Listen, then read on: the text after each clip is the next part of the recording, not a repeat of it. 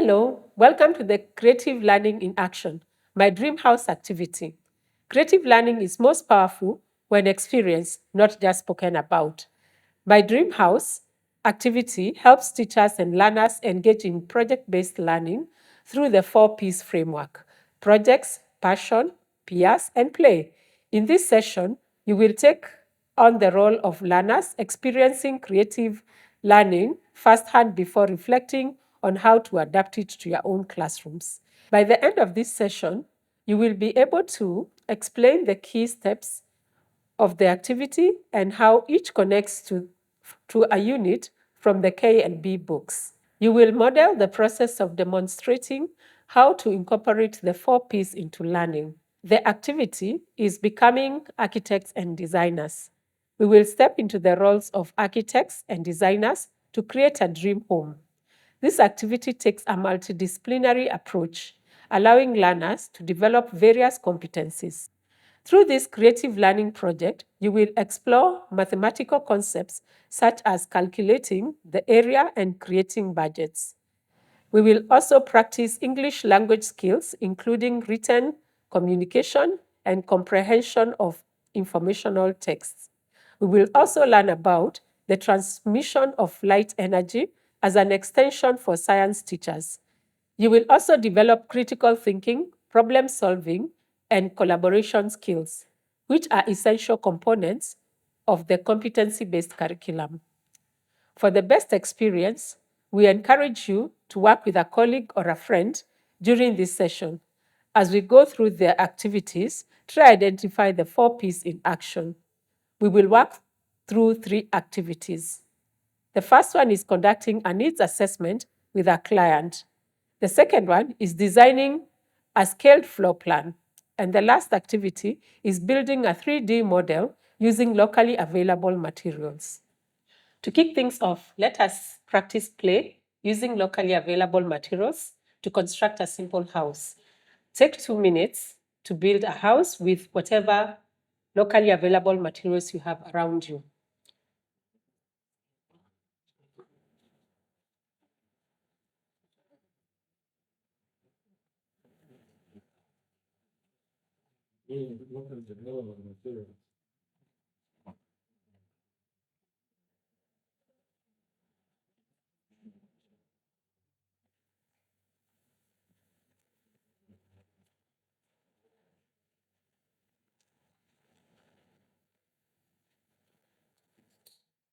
Ephraim. Well done. Take a moment to celebrate the different models you have created. Let's go to our next activity, understanding the client's needs. Before designing a house, we need to understand what the client wants. In pairs, one person will take the role of the house owner or the client, the other will be the architect. Use the worksheets provided to interview your client and create a checklist of the key features of your house needs. Good afternoon. My name is Brian, and I'll be the architect of your house. So I have a few questions that I would like to ask you to figure out the kind of house you want. So are you okay so that we can proceed? Yes, we can, Mr. Brian. Okay. So for this house that we're going to build, how many people will be living in the house and what are their ages? For my house, I'd want to have a 4-bedroom house. So we'll have four people living in the house: a 36-year-old, 35-year-old, a 12-year-old, and a 10-year-old. The 12 and 10-year-old are girls. Okay, thank you for that. And what do you love doing most at home? Do you love cooking? Do you love relaxing? Definitely watching movies, relaxing, and definitely cooking for my girls. Okay. And if you could have one special thing in your big house, what would it be? Would it be a bookshelf, a large bed, or what would it be? Let me think. I think I will have a reading shelf, a place where I can have my books placed well, and a place where they are secluded so that they cannot be torn. So would that be like a library within the house? Yes. Okay, and what colors do you like the most? Do you like bright colors like red and yellow, or do you prefer calm colors? Cool, calm colors, gray, maybe say a little touch of blue. Okay, so we have that right. And for this project that we are going to be working on, what do you think is the budget? What is your budget estimate for this project? Like around 5 million. Right. This is really helpful for me. So next, based on what you've told me, you've said you want a 4-bedroom house. And this house should have a library that is separate, that has all your books in it. Yes. And then you need a special cooking place because you love cooking. Yeah, for the girls, definitely. Right. And I'm also clear on the colors. You've mentioned you want gray and blue colors. Is there something else you'd like to add to the house that I've not covered? Not really. Maybe a swimming pool. Yes, a swimming pool. Okay, let's see. A swimming pool. I'm not sure if it will fit within the budget, but you can work something out. Okay, sawa. So I think we have everything we need. So next, we will look at the floor plan. Then after building the floor plan, I'll be able to work with you on the budget estimates based on everything that we are going to be building. So let me try and work on a floor plan.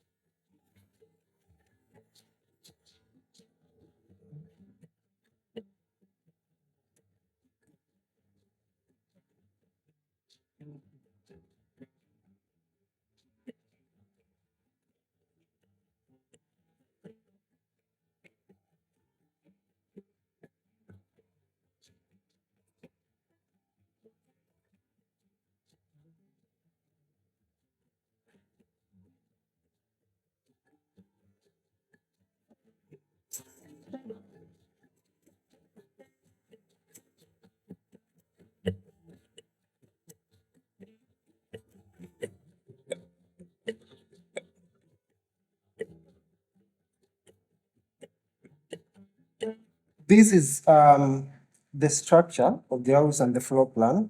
Are you okay with this floor plan? It's a perfect plan. We can go ahead with it. Okay, sawa. So now we proceed on to the next part of building your house. Now that you have the blueprint completed, sit down with your client and discuss the materials needed to build the house using the provided sheet. Select the materials for the floor, the roof, and the walls. For this session, we'll focus on these three components, though a real house would require more. Calculate the approximate area in meters squared and then also determine the materials required and estimate the total budget for construction. We have our blueprint ready, and we are now going to look at the roof, the walls, and the floor of this house. So I'd like to know what kind of materials do you want us to use for these three items? Okay, I think for the roof, we can have the bamboo sticks with the iron sheets. Okay, we can have the bamboo sticks and iron sheets. That's for the roof. Yes. To bring a cooling effect. And for the walls and the floor, Yes. I think we can use the cement and the coral stone. Coral stone can be part of the walls, then the floor can have the cement. Okay, so we are going to look at these materials. So first, I'll tell you the prices per cubic meter. So for the coral stones, they go for 7,500 Kenya shillings per cubic meter. And for the iron sheets, they go for 700 Kenya shillings per meter. For the bamboo sticks, they go for 200 Kenya shillings per stem. And cement goes for 600 Kenya shillings per 50 kilogram bag. So we will work out the area of the house, and then after that, we'll now come and tabulate the prices based on the area of the house that we are going to build. Okay. So I'll write down the materials. So first we said we will use the coral stones for the walls. And then we will use iron sheets for the roof. We will also use the bamboo sticks for the roof, and we will use cement for the floor. So based on the floor plan and what we discussed, your house will need 100 cubic meters of coral stones, and that will cost us around 750,000 Kenya shillings. We'll also need 100 meters of iron sheets, and that will cost us 700,000 Kenya shillings. You will need 1,000 stems of bamboo sticks for the cooling effect of the roof, and that will cost us 200,000 Kenya shillings. And lastly, for the floors, you will need 2,000 bags of cement, and this will cost us roughly 1.2 million Kenya shillings. So the interior fitting of the house, everything else in the interior will cost us around 1.8 million Kenya shillings. So this brings our total estimate to 4.65 million for the whole house, which means the remaining amount of 350 covers the miscellaneous expenditure that we might need for other parts of the work. So with this budget in mind, we might not be able to do the swimming pool as you had earlier said in the plan, but with an additional budget on that, we are able to build your swimming pool. Is this okay with you? This is okay. That means I have to work extra hard to get the swimming pool, but I'm Okay. fine with that. You can go ahead with that. Okay. Great. It's now time to bring the design to life. Using locally available materials, construct the model of a house based on your blueprint. Once the structure is complete, we'll take a step further and add a light to the house. And this will be done after the construction of the house. Let's construct the house first. Okay, so first we will construct this house using the materials that we have on our table. So we will use these boxes so that we can have a structure of the house. So let us start them to size according to what we will be building.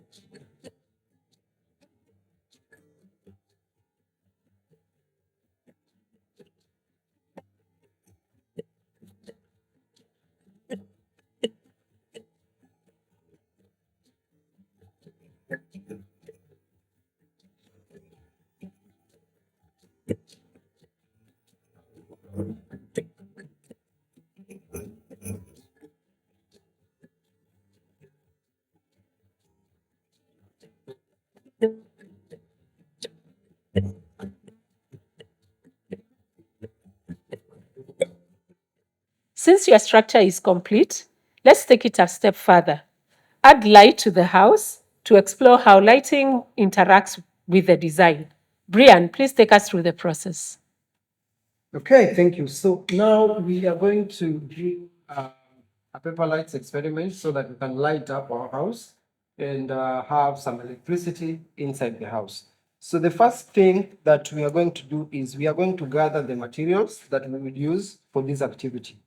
So the first material that we need for this activity is an aluminium foil. And we also need what we call the LED diodes. And we will also use a coin cell battery for this activity. And we will also get to use manila paper, masking tape, and a pair of scissors. Second step after gathering all our materials together is to cut the aluminium foil into 2 strips. I'll ask Robert to assist me do this.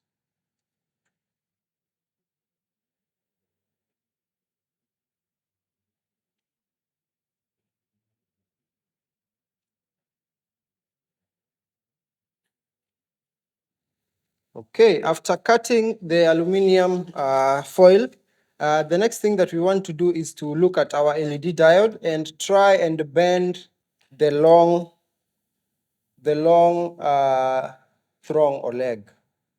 So we'll bend them both, but taking note of the long one and the short one. Then after that, we are going to take out our coin cell battery from that paper. And now we are going to trace. We are going to trace the path that the current will flow through on our manila paper. And we'll do that like so.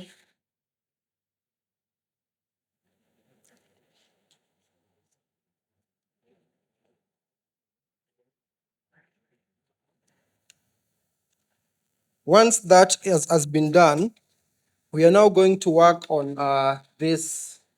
We are going to work on our lighting. And we know electricity flows from positive charge towards the negative charge. The first thing that we're going to do is to fold our aluminum foil onto our manila paper and cut it so that we can use the sellotape we have to have it sticking on this manila paper so that it doesn't fall off. So we'll do that for both the positive and the negative charge. And once that is done, our next step will be to check if our bulb is able to light up when it is connected to the conductors with the battery on it as well. So our step 1 is done. We have the aluminum foil all following the current flow.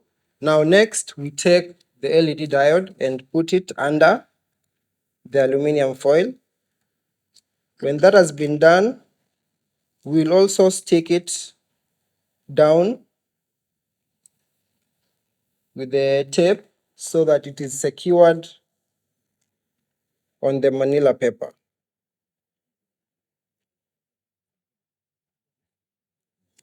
Now at this point, it is important for us to also note where the positive charge and the negative charge is, so that it will help us now determine what goes under on the battery side.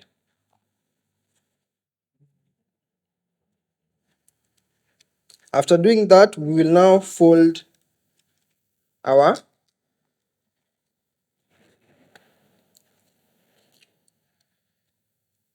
we will fold it to see if it's able to light up. And when we fold it, you should have something like this. This means our current flow is complete and our bulb is able to light. So we'll also use the tape to secure this on. And because we want to light our house, we can now select a place within the house where this bulb goes to. And because it's nearly getting dark, we are going to use this light as a security light for our house. So this is how this will look like. You can tape. Now our lighting is complete. Now we are able to live in this house with multiple lighting options. Well done on completing the Dream House project. You have done a fantastic job. Our house has lights and it is well done. Now, as we wrap up, take a moment to reflect. Robert, how did this activity demonstrate the 4 P's of creative learning? So under the 4 P's of creative learning, we have A, whereby the learners were having fun by creating the house. Then B, the learners are collaborating to do different tasks to create their house. Then the project, the final project, as you can see, we have a very beautiful house. And the passion, which was exhumed by the learners by having fun and doing the different tasks of creating the house. Thank you, Robert. Brian, how can you adapt this project for your classroom? Okay, so for this project, we can come up with different lesson plans for different activities. For example, in mathematics, we can teach area. We can also teach measurements because you are looking at the area of the house, you are looking at the length and the width of the house. And then under science and technology, looking at the lights that we made while you are building the house, we can also teach our learners about simple circuits. And then when we are looking at English, as a learning area, we can look at reading comprehension, which falls under literacy in this activity. And then also, the whole activity takes a multidisciplinary approach where a teacher can actually use the Dream House activity to teach or have learners engage in the activity while doing different creative learning activities within the lesson. Thank you, Brian. Robert, what CBC competencies were developed through this activity? So through this activity, we had communication and collaboration, whereby learners are communicating to each other, and then we are developing the house. Then we have critical thinking. So between me and Brian, we had different thoughts and different ideas to make the house, and then creativity and imagination. So we sat down and designed the house, and we are able now to come up with this house. I will also add self-efficacy because while building the house, we got to learn about different ways of coming up with the activity, different ways of building the house using the locally available materials. So as learners, we have also been able to gain some skills to be able to do that. Then also learning to learn because we were learning along the way on how to come up with activity, what kind of rooms do you want in our house? How do we separate or how do we build a house that is very steady and a house that can also have lighting? So we've gained those skills as well. Thank you very much, Brian and Robert. Can you write a lesson plan for the activities that you have just discussed? You can do that later after this lesson. By experiencing this hands-on approach, you see how creative learning makes lessons more engaging, meaningful, and effective for students. Thank you for participating. We look forward to seeing how you bring learning, creative learning into the classroom. Thank you. Thank you.